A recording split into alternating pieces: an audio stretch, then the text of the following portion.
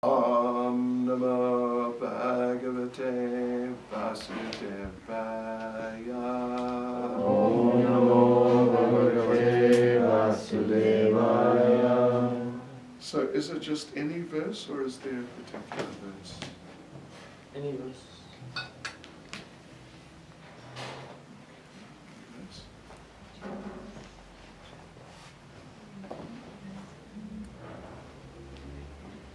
Okay, let's read Srimad Bhagavatam, Canto 1, Chapter 7, the son of Drona punished. And we will read text 43. Uvacha chasahantyasya bandhana nayanam sati muchyatam esha brahmano nitaram guru. Translation: she could not tolerate Ashvatthama's being bound by ropes, and being a devoted lady, she said, "Release him, for he is a Brahmin, our spiritual master." Purport by Srila Prabhupada. As soon as Ashvatthama was brought before Draupadi, she thought it intolerable that a Brahmin should be arrested like a culprit and brought before her in that condition, especially when the Brahmin happened to be a teacher's son.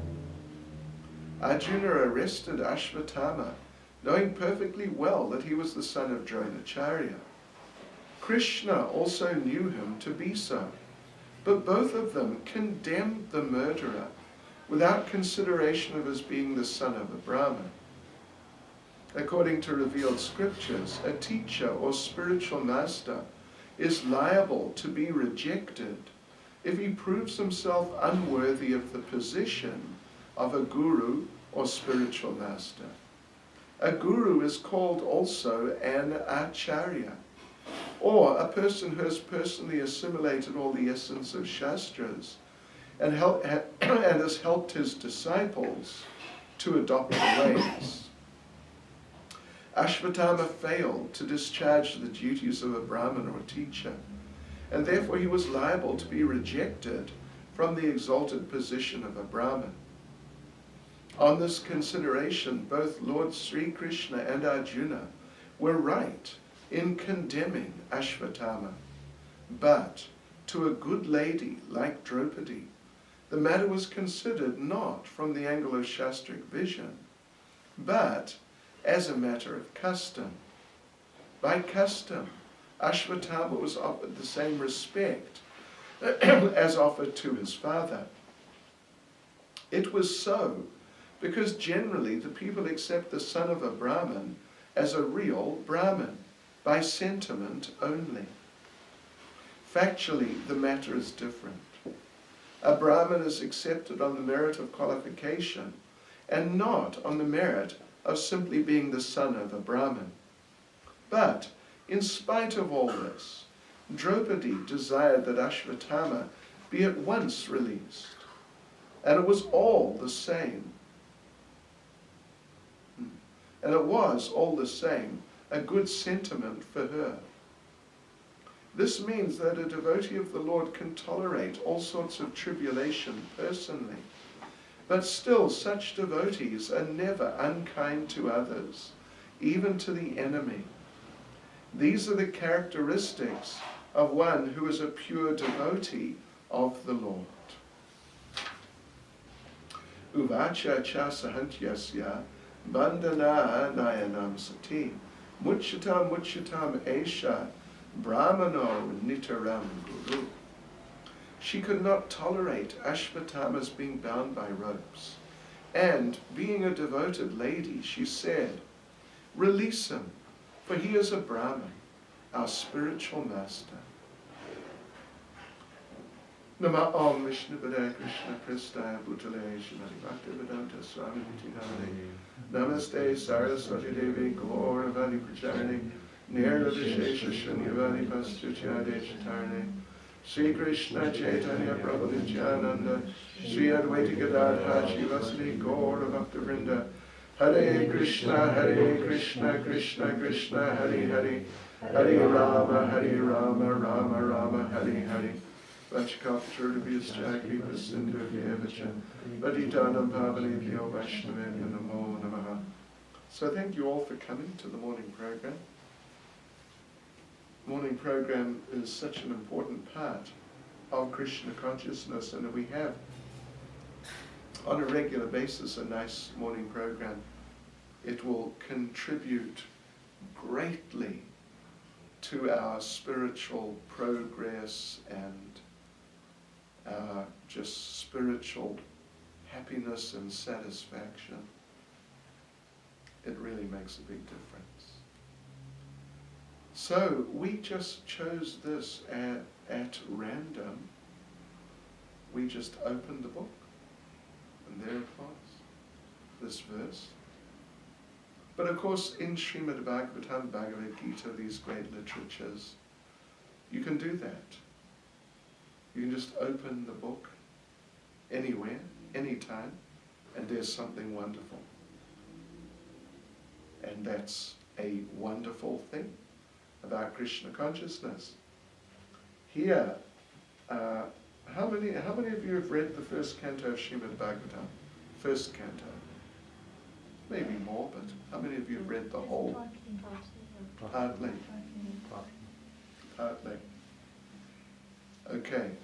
By the next time I come, I want you all to have read the first canto of Srimad Bhagavatam. Is that okay? Otherwise I'll make a note of it. I'll make a note of it. Port Elizabeth, next time. And you better watch out. So yes, first canto is extremely interesting. There are a number of really amazing narrations. The prayers of Queen Kunti, just out of this world. And this is a very interesting part of the first canto. The son of Drona punished. Drona is Drona Acharya, who was the military teacher.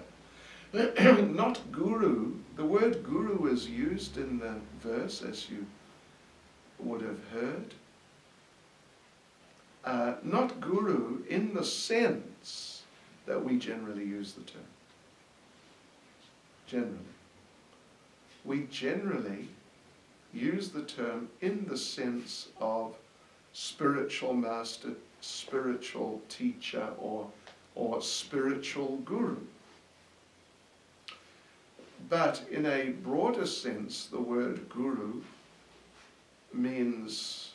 indicates teacher. Actually, the word guru, there's the word lagu and the word guru.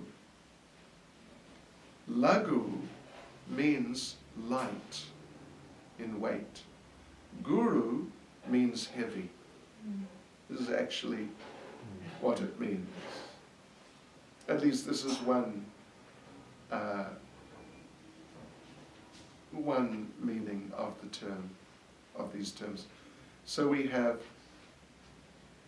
Lagu Bhagavatamrita. We have Lagu Bhagavatamrita. We have Brihad Bhagavatamrita. Brihad means big. We have Lagu Bhagavatamrita. It means a smaller, lighter presentation on the same subject, the nectar of the Bhagavatam.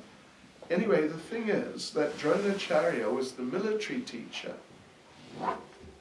of the Pandavas, of Arjuna and Yudhisthira, Bhima, Nakula, Sahadev. He was the military teacher of many people. That's what he did. He was mixed, Brahmin and Kshatriya. So he was, because of the Kshatriya part, he was qualified as a warrior. Because of the Brahmin part, he could teach. So he was their military teacher, and therefore he's referred to here as Guru. And Guru, of course, if the Guru is Guru in the sense that we use the term, then of course the Guru is always very respectable and even in very special ways for our progress in Krishna consciousness. But in any case, anyone who is your Guru in the sense of just teaching you something, maybe teaching you how to cook, teaching you how to cook for Krishna. Anyone who is your teacher, and they make that effort and they really try to help you and teach you, then they're worthy of great respect. And if they're not respected, then there can be serious reactions, like Brihaspati. He is Guru in the sense, more like in the sense of being priest for performing different rituals, karma kandya rituals.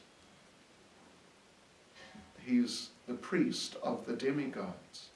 He's also a devotee, but he also does things which are very much on the level of just not what we would use the term guru for, things which are just material, simply material. And in the 8th canto we find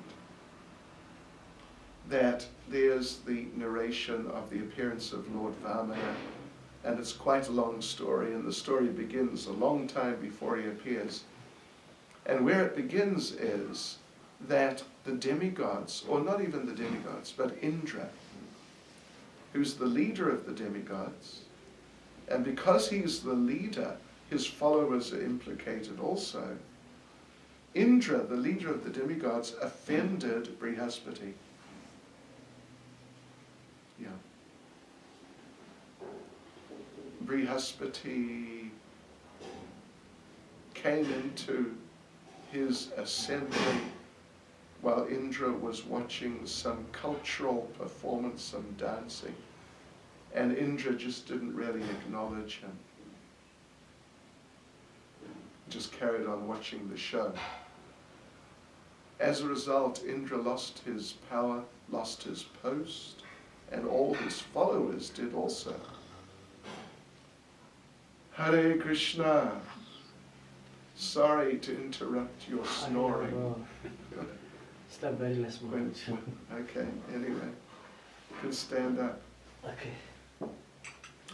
Yes, so, and then also, in the 8th canto, in the same narration, Shukracharya, who was very much simply the priest of the demons,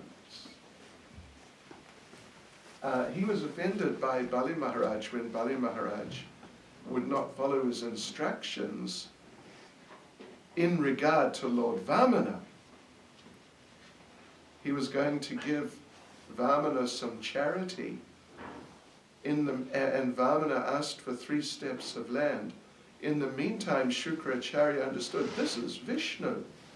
He's going to try and do something here to take the universe away from Bali Maharaj.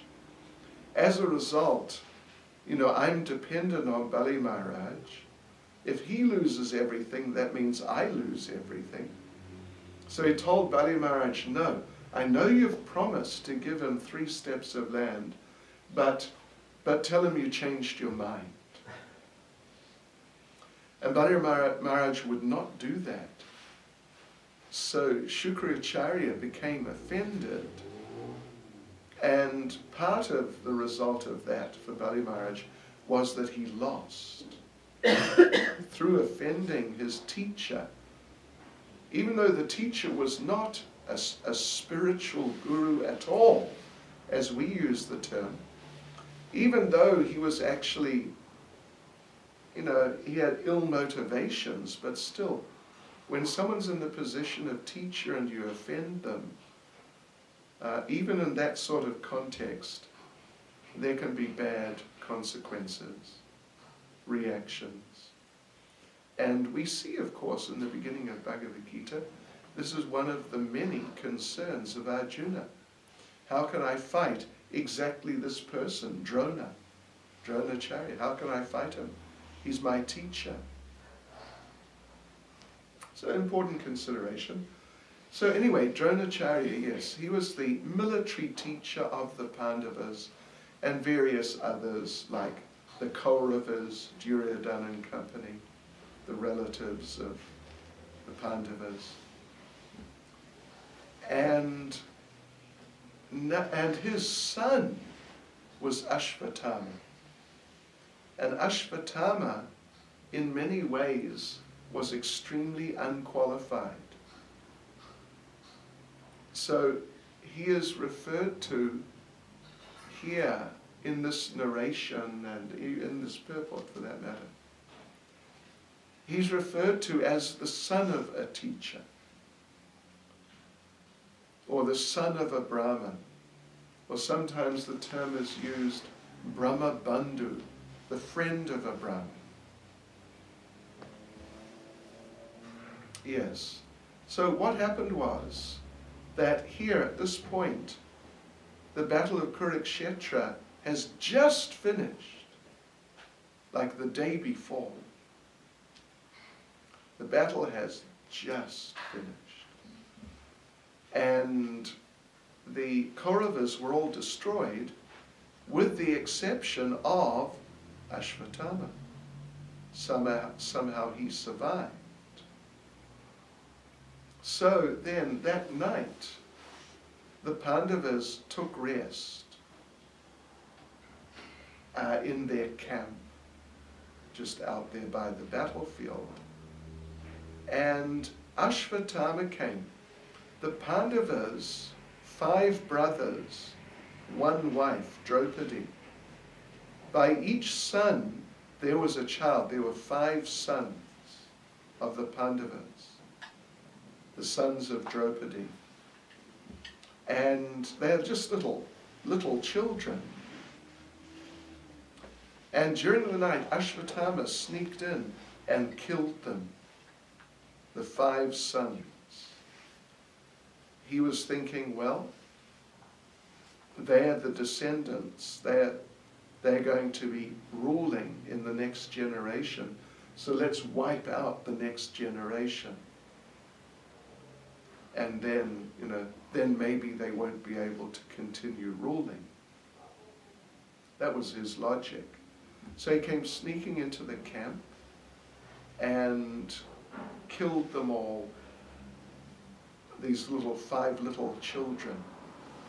And in the morning everyone woke up and they saw this and they're just too shocked. And they understood it was Ashvatthama. And Arjuna went and captured Ashvatthama. Well, yeah. There was one descendant still, that was Maharaj Parikshit, who was in the womb of Uttara, who was married to Abhimanyu, who was one of the sons of Arjuna. Abhimanyu had been killed in the battle. But now Uttara was pregnant with Maharaj Parikshit.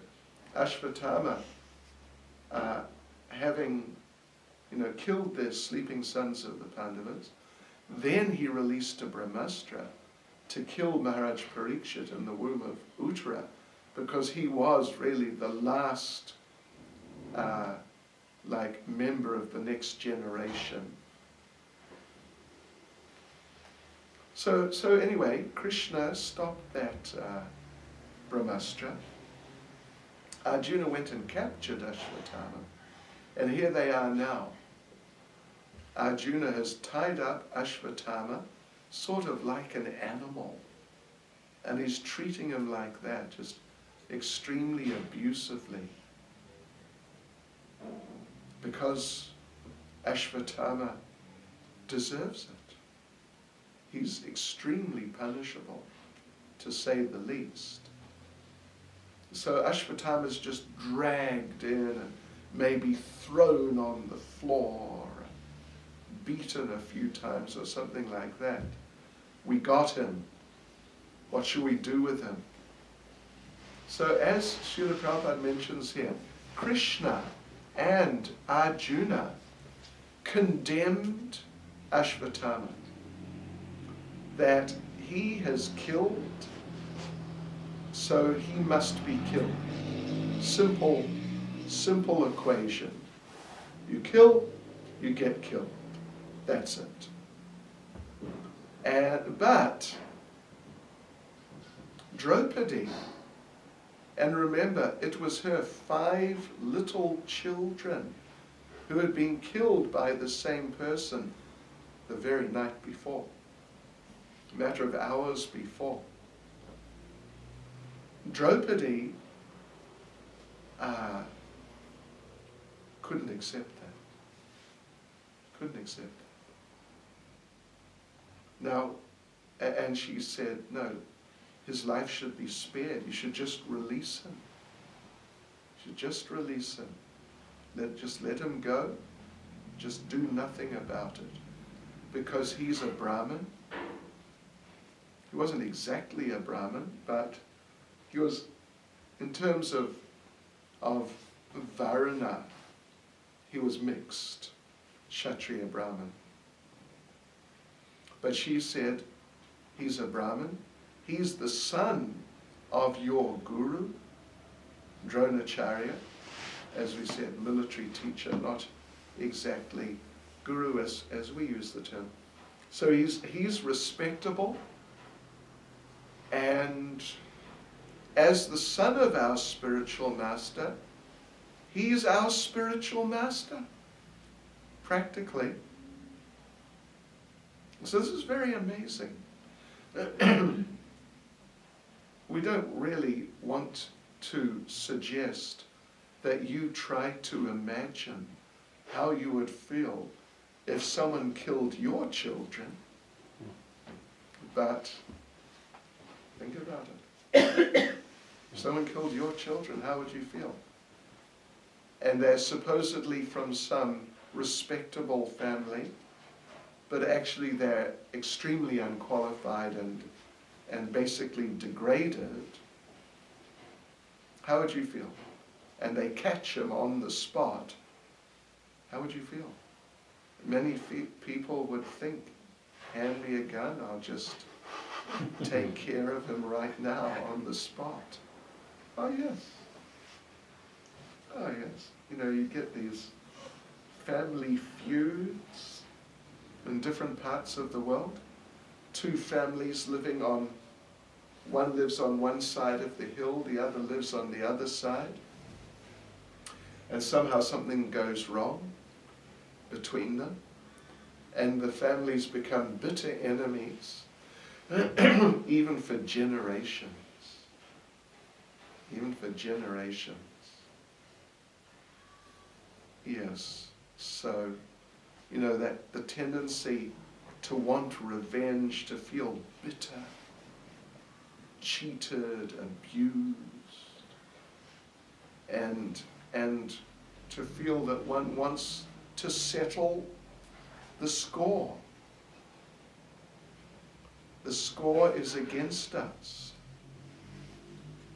We have to settle the score by maybe killing one of them or smashing something of theirs. Something like that. Something extreme. So these things happen. Even sometimes we see amongst devotees that some devotee somehow does something which upsets another devotee. And it's not serious. Even sometimes it's just a mistake. Or maybe at worst, anyway, it's not really serious. But the offended party just gets too much into this mood that I've been offended, I've been wronged, and the wrongdoer, is just out. Just out. So it's all part of the same consciousness, really. It's all part of the same materialistic consciousness. But just see the character of Draupadi. Just see the character of Draupadi. It's inconceivable. By our standards, it's truly inconceivable. How could a person be so pure-hearted, so non-envious, and so kind-hearted that when her 5 children are just mercilessly killed, and they catch the killer, that she just could wish him well? Who could do that? It's inconceivable. It's just inconceivable.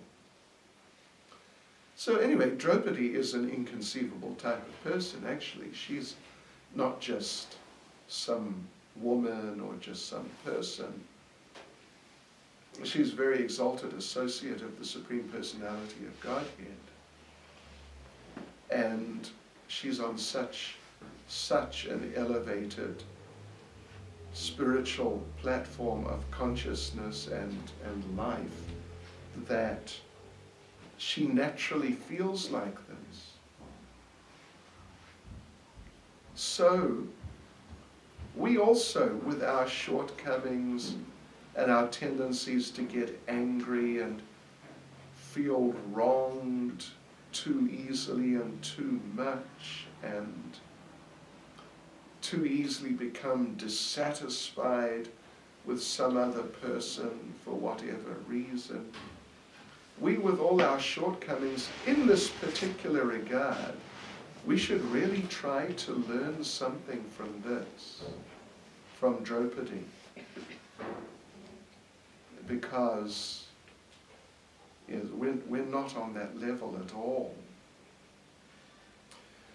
So it's very interesting how it unfolds. You know how it unfolds? You know the story?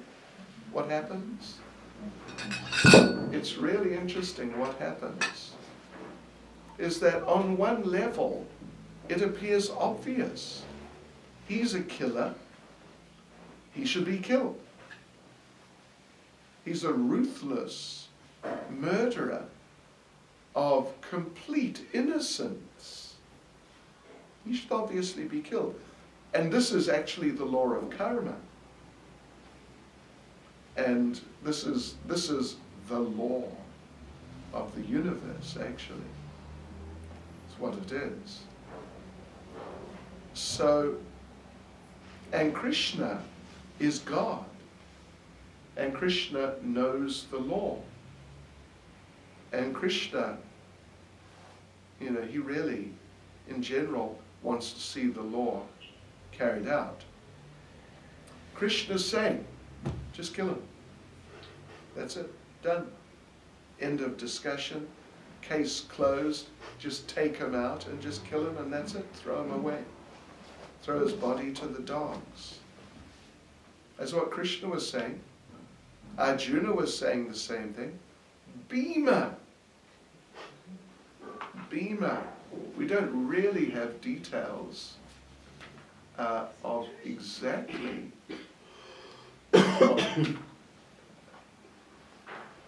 well, yeah, Bhima.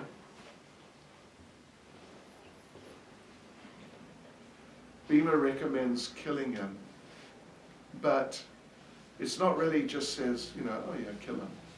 Bhima wanted to tear his head off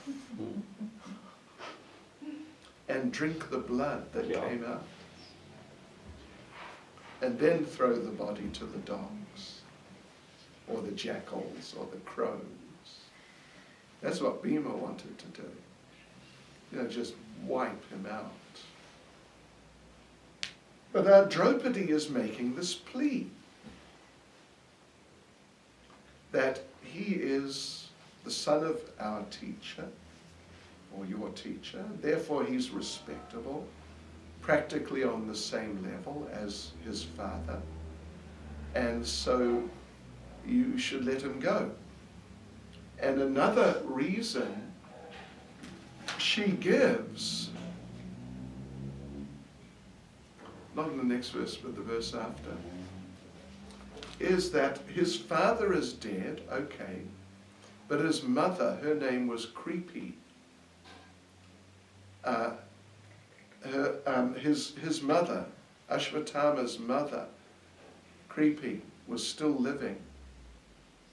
And Draupadi said, you shouldn't kill him, because if you do, Creepy will feel very disturbed, like I'm feeling, now that my children have been killed. And I don't want to see her suffer like that. So, you know, there's a type of innocence about it, you know, a lack of real, perhaps, depth in terms of analysis and philosophical and legal considerations also. But in terms of the condition of the heart and the mood, the feelings, it's incredible. It's completely amazing, the consciousness of Draupadi. So what happens though is, she's protesting like this, and eventually Krishna says, okay, I have a solution. I have a solution. We will do something worse than killing him. But we won't kill him. And so we'll satisfy you, Draupadi, that he's not killed. But we'll do something worse than killing him, which will satisfy those, more than satisfy those who want to see him killed. Because Ashvatthama, as sort of Brahmin Kshatriya, he had this very strong Kshatriya side to him. And for a Kshatriya, as Krishna tells Arjuna in the Bhagavad Gita in the beginning, dishonor is worse than death. It's actually worse. The feeling of being dishonored and just, you know, the pain of being dishonored for a Kshatriya was worse than death. And they would just happily just kill themselves on the spot. Happily.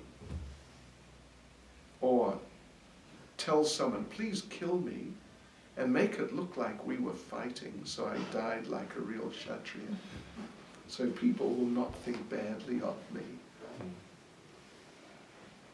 So Krishna in Bhagavad Gita says, happy is the Kshatriya to whom the opportunity to fight comes unsought. He's happy. On one hand, because he's a Kshatriya, he can earn more punya by doing his duty. On the other hand, if he's killed doing his duty as a Kshatriya, he goes back to Godhead.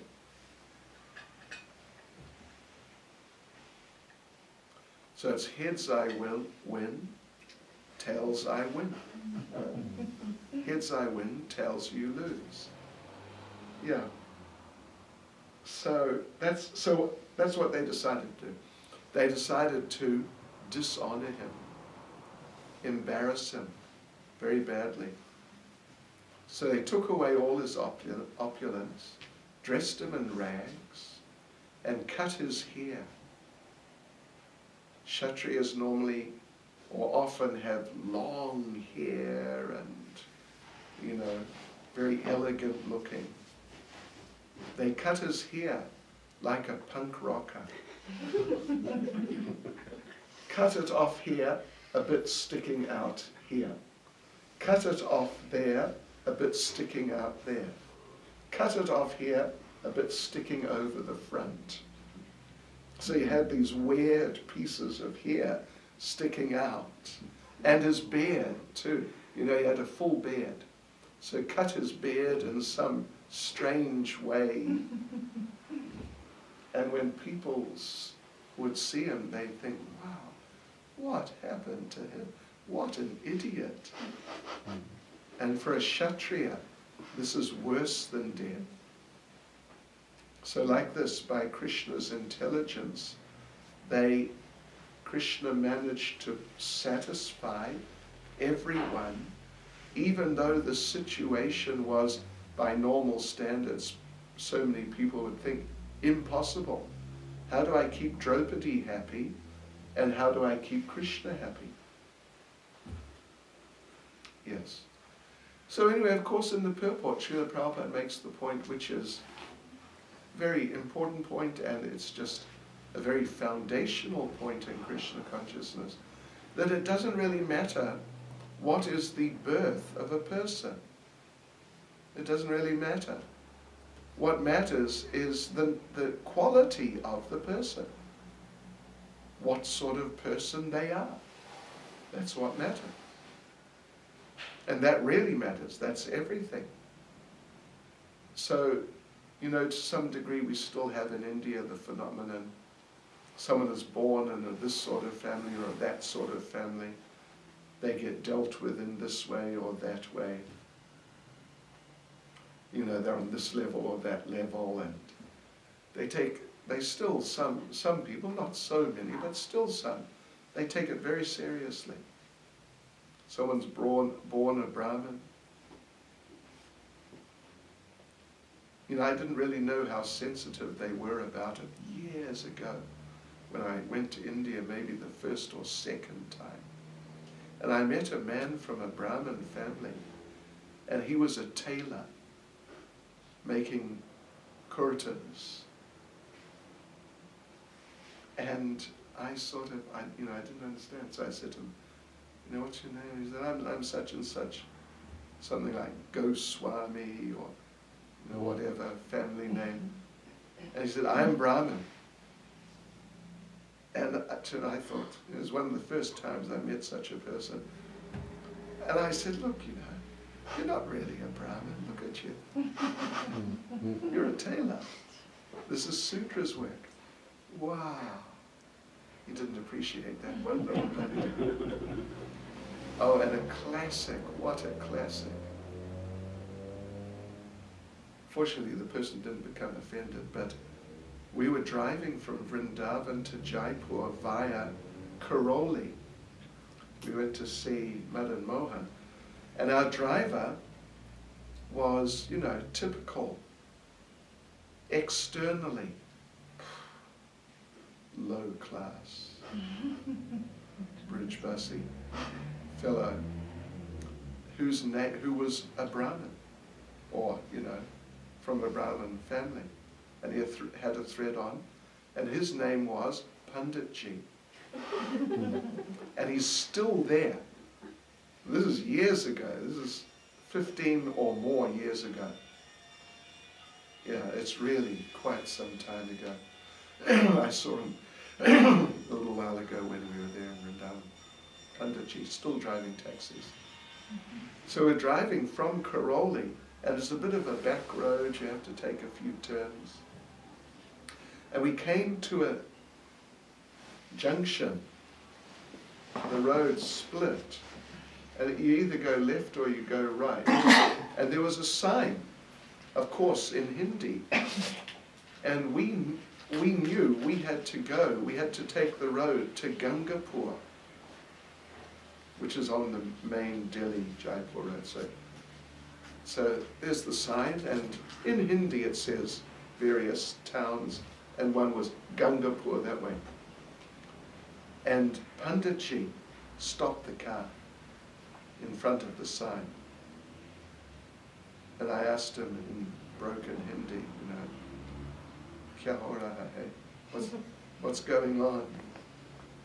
See, look, see, Gangapur, go that way. And he wouldn't listen to me, he's just looking at the sign.